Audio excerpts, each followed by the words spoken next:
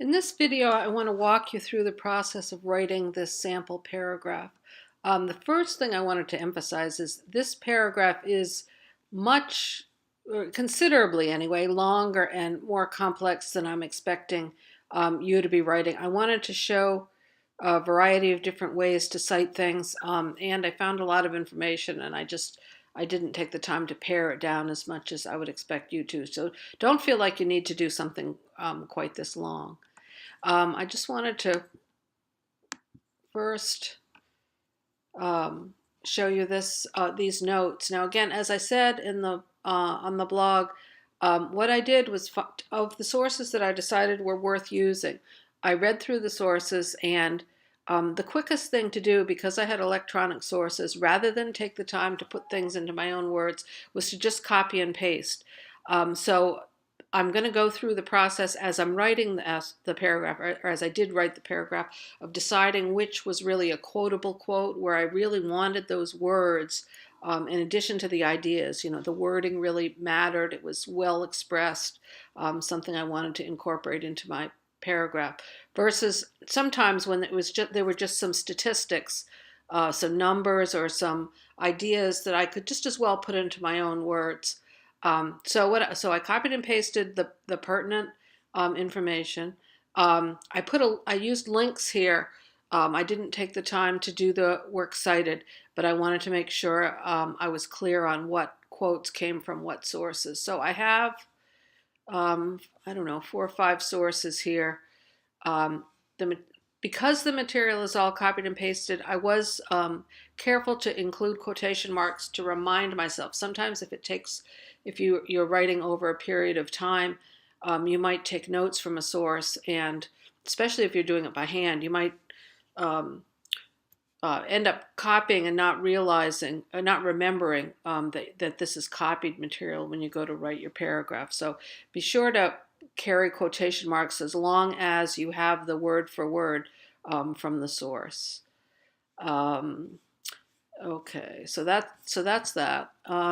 Once I got that done, then I wanted to take the time to try to organize what my paragraph was gonna, to decide which of these quotes and which of these ideas I wanted to use in my paragraph, and to think about organization. Now, note that, I've cut it down from a number of sources to, I think this is just a little over just barely over 2 pages.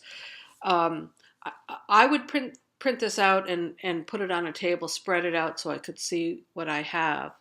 I don't, for my process, I don't want to try to write the paragraph when I still have all this text and I'm not quite sure what order it's in. I want to be able to use some paper or a computer screen to kind of organize things, so I'm not just jumping around trying to figure out how things go and trying to hold the whole organization of the paragraph in my head. So I would tend to scratch out on a sheet of paper. Usually I would do this by hand because it's going to be something messy. An organization that's going to make my final writing a lot quicker. Yes, it takes some time to do the organization, but I think the notes or the outline or the bullet points or whatever, but it makes it a little bit, makes the actual writing of the paragraph much easier, and it makes the organization much more tight, I think, and logical. So what I've done here, I know I've got 3 sections that I want to talk about. I want to introduce the idea that this is the Portland Farmers Market.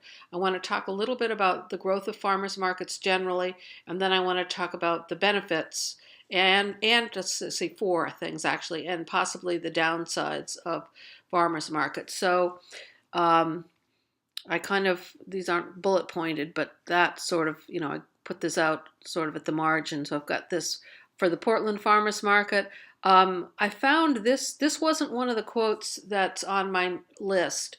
I did a little bit of additional research, and I found this description of the farmers market, which I really liked the details here, and I thought that was an engaging way to start the essay. Because I didn't have it in my notes, I wrote down the author's name and the title of it so I could find it when I do my works cited. Something about the history and growth. So I'm not filling out everything here. I'm putting the beginnings of quotes sometimes, or I'm putting some facts as I start to reword things. I'm taking away the quotation marks. So the original had said something like fivefold increase or something like that. So I've changed the wording here somewhat. So I'm taking away the quotation marks. Here you can see I think I copied something that I already had. The benefits, I've got sort of some main points that it's locally grown, that the farmers are getting more of the money, that they're organic, and this connection, community-based connection, which is from that last source I found. The locally grown has a couple effects, and see I'm kind of grouping things together, that because it's locally grown, we define what that means, talk about the better quality fruit and vegetables that we're getting, and then in terms of the environment, those are both the results of being locally grown. Downsides, there was a quote. I just identify where the quote's coming from. I'll go back to my note page when I actually need the quote. And then this was saying that the prices seem to be be higher in the farmers markets in the Bronx. Of course, that they were just studying a single market, and I found some contradictory information that said the prices in the farmers market, especially for the organic produce, were at least comparable, if not lower than what they were finding in the supermarkets in both Vermont and Seattle. So we've got kind of across the country. Okay, so this is kind of messy. As I think about things, I still want to start with Portland and then talk about the history of farmers markets. But I think I want to talk. I've decided I wanted to talk about the downsides first and then hit on the benefits. That gives a little bit more emphasis to the benefits, because we're going to sort of introduce this idea and then contradict it, and then talk about these other positive effects of the growth of farmers markets. So here, I'm not going into quite as much detail, but I'm sort of doing my reorganization. I do a little bit of reorganizing things here. So then I'm ready to start writing. I did do this in a Word document. I didn't write it out by hand, but different people would have different processes. So I just wanted to point out a few things about particularly the citation and the integration of quotes here. A lot of people have been having problems integrating quotes, and I'm seeing a lot of what we call dropped-in quotations, where you stop a sentence. Let's see, where's a sentence that I wrote here, where you'd stop a sentence, say,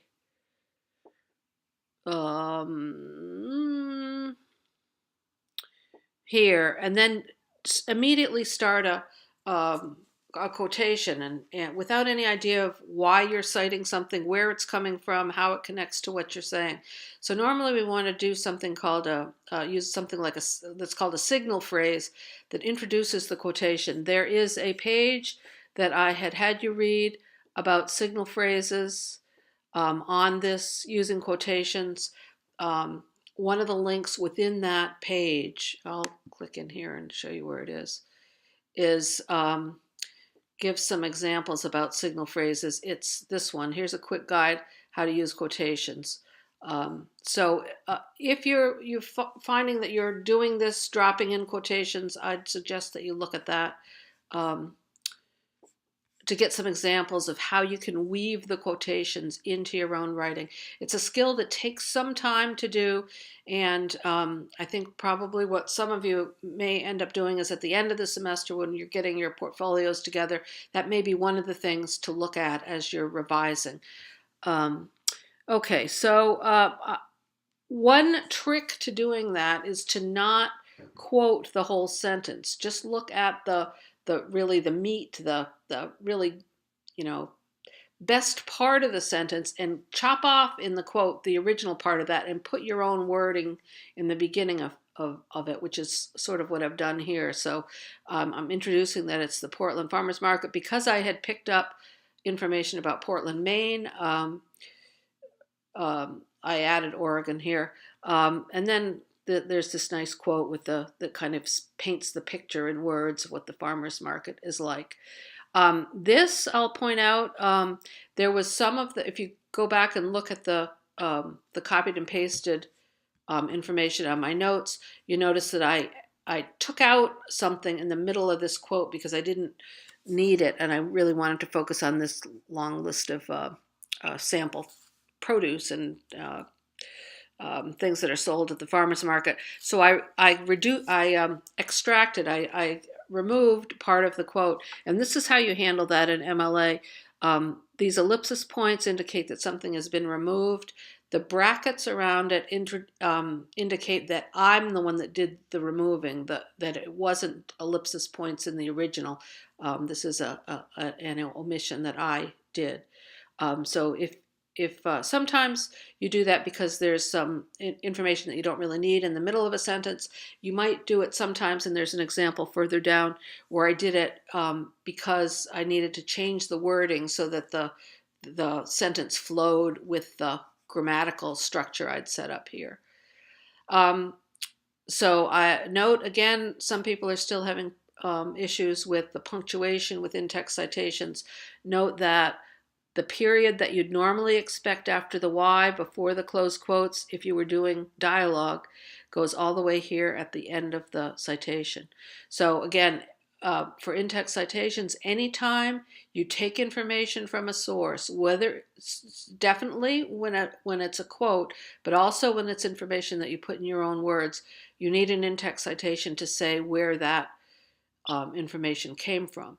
The forms of the in-text citation are maybe 85% of the time, something, I'm pulling that figure off the top of my head, are usually, when you're using online sources, either the author's last name, or if there isn't an author, you use the title of the article. And you can see, if you go back down here to the works cited that I've done, the reason you do that is because what you're trying, this works cited is alphabetized, and you're trying to get your reader to find the source, just as they're looking up a word in a dictionary. The fact that it's alphabetized lets you find it quickly, and what you're alphabetizing on is generally either the last name of the author, or if there isn't an author, the title of the article or the web page. So O'Coin and Fry are going to let me find this one really easily. If I'm looking for farmers markets promote sustainability, I'll just look down to the F. Sometimes people have a tendency to use, say something about they might say an article in Appetite magazine or something like the Appetite Journal says something or other. What that's going to mean, if a reader is trying to find that source, they have to read through every single source to see which one is Appetite. Appetite isn't up here because it isn't the beginning of the citation. This is on Lucan et al. And others. Okay, so I've got Stevenson here. Here's an example of information that I put in my own words. I got the 1992 from that Oregon Encyclopedia. And then this information that the farmers markets increased from 1994 to 2013 over 5 times. I took those from 2 different sources. This is an example of one sentence that takes information from 2 sources. The way that you handle that is to put both of the sources at the end of the sentence. Landis is for the 1992, the Oregon Encyclopedia one, then a semicolon, and then the citation for the second one, which is these statistics here. Here's an example of something that I put in my own words. I changed the wording quite a bit here, but the idea about some of this I wouldn't necessarily have cited. Tasty fresh produce and promote an awareness of where and how our food is grown. That's sort of common knowledge. I would have known that off the top of my head, but I hadn't really thought about farmers markets in terms of meat and how animals are treated. It says something about cruelty to animals or something in the original source. But because that idea came to my mind because I read it in this source. I'm giving them credit for that idea. Let's see what else we get. So again, see the different ways that I've woven in the quotes so that they're part of my sentence. Concluded that. Um, I do cite use a lot of quotations here. If I were going to revise this, I might consider paraphrasing a little bit more of it. If you can read it through, the quotations you'll note make it seem a little dense, might seem a little tough going in the reading. Each of these citations and the quotes are a little bit of a speed bump that slow you down as you're reading. So you want to try to avoid them if possible. And again, that's something that I might concentrate on if I were or consider doing if I were revising this, as well as maybe shortening up some of it. I found so much good information, I had a hard time cutting any of it. Let's see. The et al. Is something that if you look at the original source, there were a number of authors. If you have, I believe it's more than three or more. I'm not sure which one that is. You'll have to check the MLA citation. But if you have a number of authors, certainly if you have 4 or more, you just have to give the author's last name, and then et al. Is Latin for and, et alia, which is and others. I have this period here because it is because al is an abbreviation for alia, and then this period is for the end of the sentence. Here again, I had one and here you can see an example of a citation that for a source that did not have an author. I've tried to use transitions here so that it's clear that I'm listing a series of advantages here in this last part of the essay. And again, I've got citations for much of this. Some people, I've seen a few beginnings of drafts of people's essay threes. Again, I've got more. This is pretty dense with information, but if you can think about moving your paragraphs a little bit more towards this. I've noticed some people have relatively short paragraphs that don't have a lot of specific information. This is where the depth of the information ties into the source quality. If you have better quality sources, you're going to be more likely to find these kinds of statistics and facts and quotable quotes that you can use that will improve the quality of what you're writing. I have seen a few people's essay threes that didn't use any citations in their paragraphs. You're going to need to get some information from some sources, and you need to indicate what the sources are, again, with these in-text citations. So again, for Sunday, you're just doing rough drafts, so that's certainly something you can add in revision, but it does complicate things. Again, if you notice the way that I carried through the names of the sources from the notes to the plan to the paragraph. So I don't have a finished paragraph that I have to go back and try to think, oh, where did I see that source now? And you're looking through pages and you're scrolling through screens, and it can be difficult, especially if you're writing an extensive essay. It's a little bit easier here because your paragraphs are probably should be on different topics, so it may be more easier to identify which. If you're writing about farmers markets, I may not have, I only have a certain number of sources about farmers markets, and I may have other ones about organic food or whatever.